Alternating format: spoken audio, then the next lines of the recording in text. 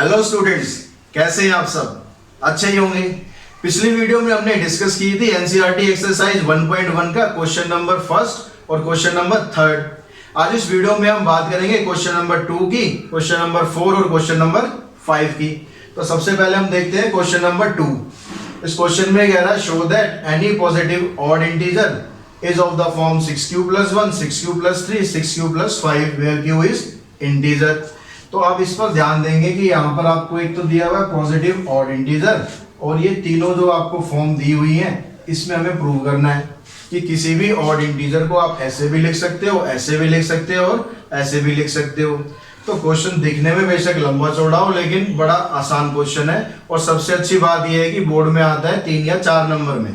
तो एक बार समझ लेंगे, थोड़ी प्रैक्टिस कर लेंगे तो बड़े आराम से नंबर ये ले सकते हैं। तो आइए समझते हैं कि इसमें है क्या। तो सबसे पहले इसमें हमें यूज क्या करना है, यूक्लिड डिवीजन लेमा यूज करना है। वो यूक्लिड डिवीजन लेमा था क्या हमारा? यूक्लिड डिवीजन लेमा में आपको पिछली वीडियो में ही बताया था मैंने कि a = bq + r। r क्या है कि 0 से वही बड़ा होगा या बराबर, और b से b मतलब डिवाइडर से छोटा होगा। इसको लिखना बहुत जरूरी है। अक्सर हम इसको तो लिख देते हैं लेकिन इसको लिखना भूल जाते हैं और हमारे नंबर कट जाते हैं। क्वेश्चन पूरा सही होता है फिर भी नंबर पूरे नहीं आते हैं, तो इसको लिखना जरूरी है। तो अब हमें इसको यूज कैसे करना है? तो आप जब यहाँ पर जो a लेंगे, a को तुम a ही मानेंगे कि भाई a एक इंटीजर हो गया, एनी पॉजिटिव इंटीजर, और b = 6 ले लेंगे। अब b = 6 क्यों लेना है हमें? तो वो आपको यहाँ जो प्रूव करना होगा उसके हिसाब से लेना है। अगर यहाँ पर 6 दिया हुआ है तो 6 ले लो, यहाँ 4 दिया है तो 4 ले लो, 2 दिया है तो 2 ले लो। तो हमने ले लिया यहाँ पर 6। अब इसको पुट कर देते हैं हम यहाँ पर। तो ये हो गया a = 6q प्लस में r।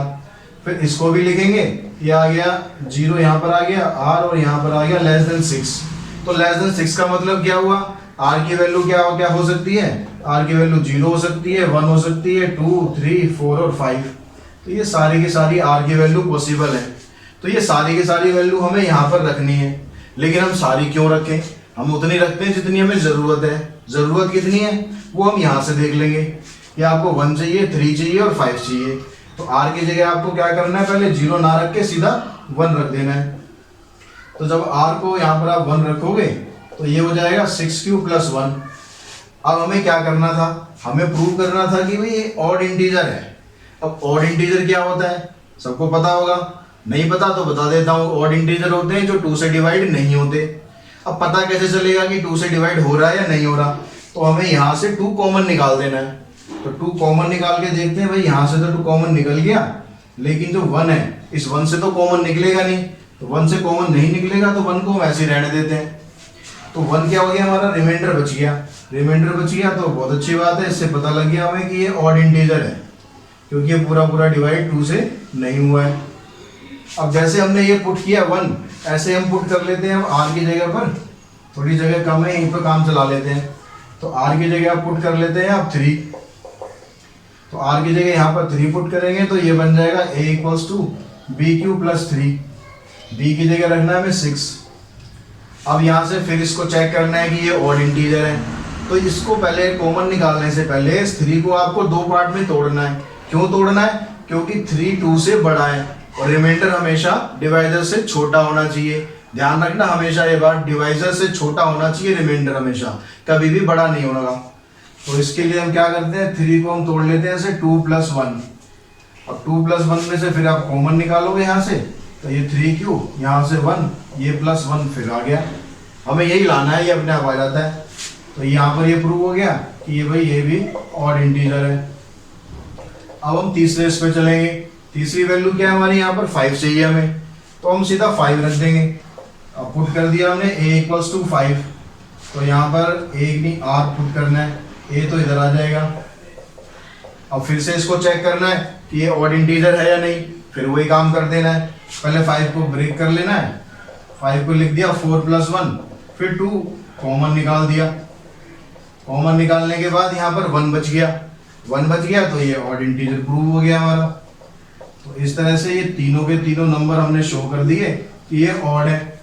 तो इसलिए हमें जो बाकी की वैल्यू थी ये 0, 2, 4 इनको रखने की जरूरत नहीं है। तो इस तरह से आप ये क्वेश्चन कंप्लीट कर सकते हो।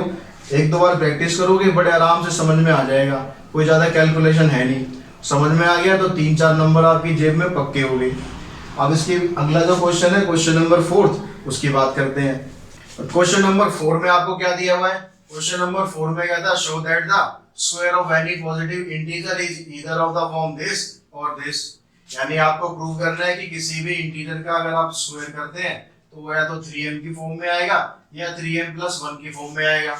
यहाँ भी आपको यूक्लिड डिवीजन लेमा का यूज करना है। तो यूक्लिड डिवीजन लेमा दोबारा एक बार लिख लेते हैं।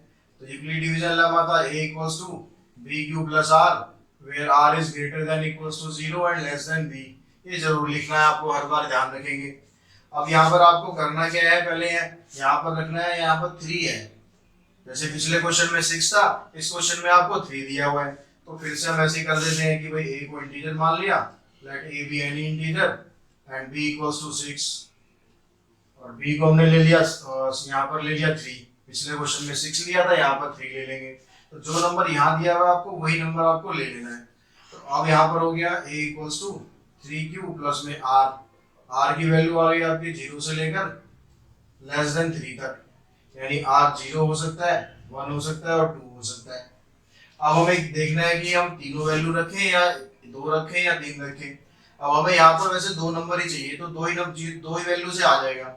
तो पहले हम क्या करते हैं, r की जगह 0 रख के देख लेते हैं।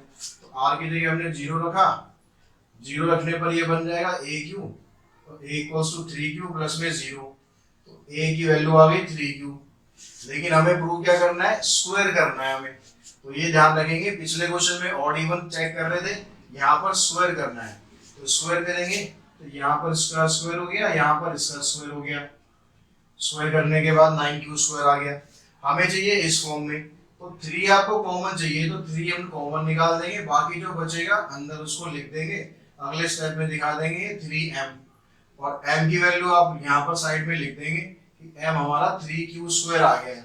कुछ भी आ जाए अंदर, कोई टेंशन की बात नहीं है, अंदर कुछ भी आता रहे, बाहर आपको 3 निकाल देना है। तो हमारा पहला जो पार्ट था ये प्रूव हो गया कि ये स्क्वायर करने पर 3m के बराबर आ गया। अब दूसरा देखते हैं कि 3m+1 कैसे आएगा। तो उसके लिए हम r को पुट कर लेते हैं 1। अब r को 1 पुट करेंगे तो a आ गया हमारा 3q + 1। अब यहाँ भी स्क्वायर करेंगे, अब यहाँ स्क्वायर करेंगे तो ये हो जाएगा 3q + 1 का होल स्क्वायर।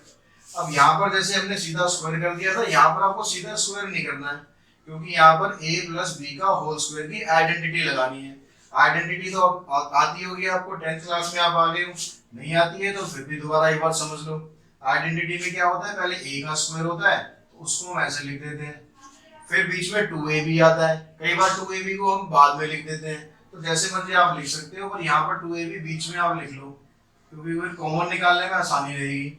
लास्ट में फिर b का स्क्वायर आ जाता है, तो b का हमने स्क्वायर कर दिया, तो ये हमारी आइडेंटिटी बन गई। अब आप इसका स्क्वायर कर दो, 9q² प्लस में 6q + 1। अब उसके बाद यहाँ से हमें 3 यहाँ भी कॉमन चाहिए, तो 3 कॉमन निकाल दो। अब 3 कॉमन निकालेंगे तो यहाँ रह जाएगा 3q² प्लस में 2q, ये 1 हमारा पास फिर बच गया। तो ये हमारा हो गया 3m+1, वेयर m m की वैल्यू यहाँ अंदर जो भी आएगा वो m की वैल्यू लिख देनी है। तो अंदर m की वैल्यू के लिए आपको कोई टेंशन नहीं लेनी है, कुछ भी आ जाए, बस यहाँ पर आपका कॉमन निकल जाना चाहिए। तो आपके पास देखोगे स्क्वायर करने पर ये भी आ गया, स्क्वायर करने पर ये भी आ गया। तो अब जो तीसरी वाली वैल्यू है ये पुट करने की जरूरत नहीं है, तो 2 हमें दिखाने थे वो हमने यहाँ इन दोनों से दिखा दिए। और लास्ट में एक लाइन आप लिख देंगे यहाँ पर जो क्वेश्चन में पूछी थी कि square of any positive integer is of the form, positive integer is of the form 3m और 3m+1। बस ये लास्ट में एक लाइन लिख देनी है, हमारा क्वेश्चन हो गया कंप्लीट। तो भाई आपकी क्वेश्चन की स्टेटमेंट आपको देखनी है कि क्या करना क्या है, बाकी करना बिल्कुल सिंपल है। तो अगला क्वेश्चन हम देखते हैं। अगला क्वेश्चन है हमारा क्वेश्चन नंबर 5। अब देखो क्वेश्चन नंबर 5, क्वेश्चन नंबर 5 में क्या रहता है? Show that the cube of any positive integer is of the form 9m, 9m+1 और 9m+8। पिछले क्वेश्चन में क्या था? यहाँ पर क्यूब की जगह था स्क्वायर, तो यहाँ पर अब क्यूब करना है जैसे पिछले क्वेश्चन में स्क्वायर किया था। और ये 3 फॉर्म दिखानी है हमें, 9m, 9m+1 और 9m+8। तो हम वैसे स्टार्ट करते हैं कि भाई ए को हमने कोई पॉजिटिव इंटीजर ले लिया और बी को हमने ले लिया यहाँ पर 3। अब आप पूछोगे कि भाई यहाँ पर 9 क्यों नहीं लिया, तो आप 9 ले लोगे तो भी ठीक है। अब 3 हमने इसलिए लिया क्योंकि जब हम 3 का क्यूब करेंगे तो वो आ जाता है 27, और 27 में से जब हम 9 कॉमन निकालेंगे तो 9 कॉमन निकल सकता है, इसलिए हम यहाँ पर 3 भी ले सकते हैं। अगर आप 9 लेके करेंगे तो भी सही होगा, कोई नंबर नहीं कटेंगे, और 3 से करेंगे तो भी कोई नंबर आपका नहीं कटेगा। अब करना कैसे है, फिर वैसे हम स्टार्ट करते हैं कि भाई ए की जगह हमने रख दिया ए इज इक्वल टू बी की आ गया जगह 3q प्लस में आर की वैल्यू अभी हमें चाहिए निकालेंगे हम, और लेस देन होगी 3। तो यहाँ से फिर से आपके पास आर की 3 वैल्यू आ गई, 0 आ गई, 1 आ गई और 2 आ गई।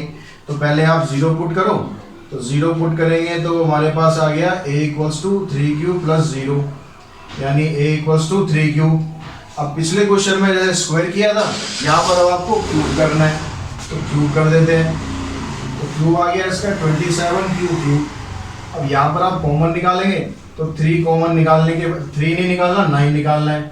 जो यहाँ पर दे रखा हो वो कॉमन निकालो, अंदर रह जाएगा 3q क्यूब। इसको लिख देंगे 9m, where m equals to, और m की वैल्यू अंदर जो आया था वो लिख देनी है आपको। तो m के लिए आपको ज़्यादा सोचने की जरूरत नहीं है, m जो अंदर आएगा बस वो उठा के लिख देना है। तो एक हमारा प्रूव हो गया। अब दूसरा करते हैं हम, उसमें r की जगह आप 1 पुट कर लो। जब यहाँ 1 पुट करेंगे तो a आ जाएगा 3q प्लस 1।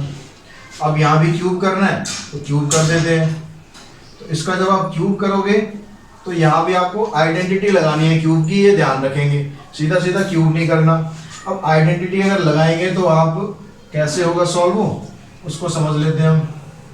आइडेंटिटी तो आपको आती होगी कि a प्लस बी का होल क्यूब क्या होता है, फिर भी हम एक बार यहाँ लिख लेते हैं।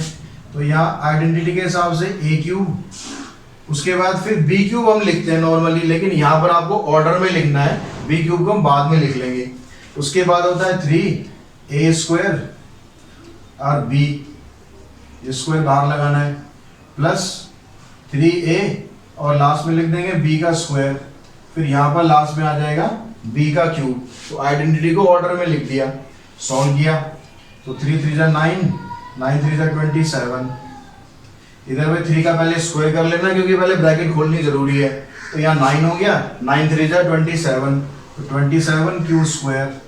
उसके बाद फिर यहाँ पर 3 3 जा 9q और लास्ट में बचेगा आपके पास 1। अब यहाँ से फिर हम क्या करना है, 9 को कॉमन निकालना है, तो 9 कॉमन निकाल दिया जी। कॉमन निकालने के बाद अंदर जो भी बचेगा वो लिख दिया। तो यहाँ पर रह गया आपके पास क्यूब और प्लस 1 बच गया। तो अब यहाँ से हम इसको लिख देंगे 9m plus 1, where m equals to, m की वैल्यू आपको ये लिख देनी है उठा के यहाँ पर। तो हमारी जो दूसरी वाली फॉर्म थी 9m प्लस 1 वो भी होगी प्रूव, आसान है ना। अब तीसरा क्या है, 9m प्लस 8 लाना है। उसके लिए जो तीसरी वाली वैल्यू है, तीसरी वैल्यू क्या हो जाएगी, यहाँ से देखेंगे तो 2 आ जाएगी। तो r की जगह आप 2 पुट कर दो, r की जगह 2 पुट किया तो a आ गया आपका 3q प्लस 2। अब इसका क्यूब करना है, इसका क्यूब करने के लिए 3q प्लस 2 का होल क्यूब कर लेते हैं। फिर से वही क्यूब की जो आइडेंटिटी यहाँ लगाई थी वही आइडेंटिटी आप यहाँ लगा दो। तो a का क्यूब, उसके बाद फिर 3a स्क्वायर, फिर इनटू में b प्लस 3a और b का स्क्वायर। थोड़ी सी जगह कम है, जरा एडजस्ट कर लेना। अब यहाँ पर जब इसका करेंगे हम सोल्व तो इधर हो जाएगा 27 और इधर करोगे आप पहले 3 का स्क्वायर करेंगे, 3 का स्क्वायर होगा 9, 9 3 जा 27 और ये 2 भी यहाँ पर है, तो 27 2 जा 54। उसके बाद फिर यहाँ पर पहले 2 का स्क्वायर करो, 4 4 3 जा 12, 12 3 जा 36 क्यूब और लास्ट में आ गया आपके पास 8। फिर क्या काम करना है, 9 कॉमन निकाल देना है। तो हर बार वही काम करना है, कोई ज़्यादा परेशान होने वाली बात है नहीं।